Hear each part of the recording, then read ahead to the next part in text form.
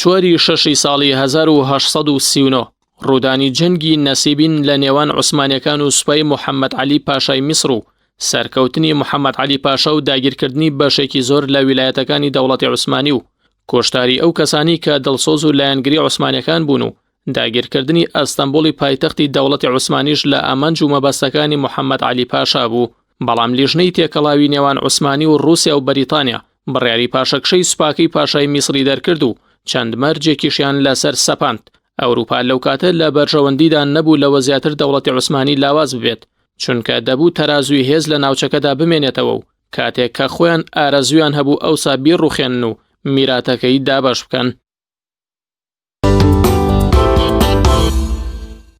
24 شەشی ساڵی 1966 مەلا موسەفای بارزانی بە یاوەری وەفدێکی باڵای پارتی دیموکراتی کوردستان کە پێگاتە بوون لە حەبیب محەممەد کەریم و عەلی عەبدوڵڵا و نافیس جەلال و ساڵح یوسفی سەردانی شاری بەغدا دەکەن و لەگەڵ عەبدوڕەحمان محەممەد عارف سەرۆکۆماری ئەو کاتەی عێراق کۆ دەبنەوە و چەندان کۆبوونەوەی گرنگ دەکەن و باس لە ماف و خواستەکانی کورد لە حکومەتی ناوەندی دەکەن. ئەو سەردان و کۆبوونەوەیش بووە هۆی مۆرکردنی تاگلایانی ڕێکەوتنامەی 29 حوزەیرانی هەمان ساڵ، بەڵام بەهۆی ئەوەی ڕێکەوتنەکە تەنها ئیمزای عەبدوڕەحمان عارفی بەسەرەوە بوو، هیچ ئەرزشێکی سیاسی نەبووە. پاشتر بەهۆی جیابوونەوەی باڵی مەکتەبی سیاسی پارتی و چوونیان بۆ بەغدا و ڕێکەوتنیان لەگەڵ عەبدوڕەحمان عارف و دژوەستانەوە بەرامبەر شۆڕشی ئەیلول، ئەم ڕێکەوتنەش هیچ دەستکەوتێکی ئەوتۆی بۆ کورد تێدا نەبوو.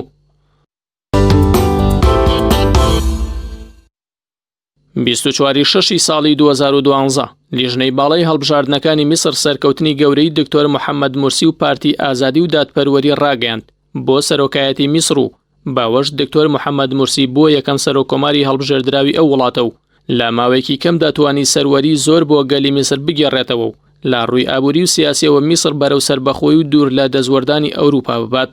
بەڵام دوای ساڵێک و چەند مانگێک لە سەرۆکایەتەکەی لەلایەن ژەنەراڵێکی عەسکەرەوە کودەتای بەسەردا کرا و توندی زیندانەکان کرا.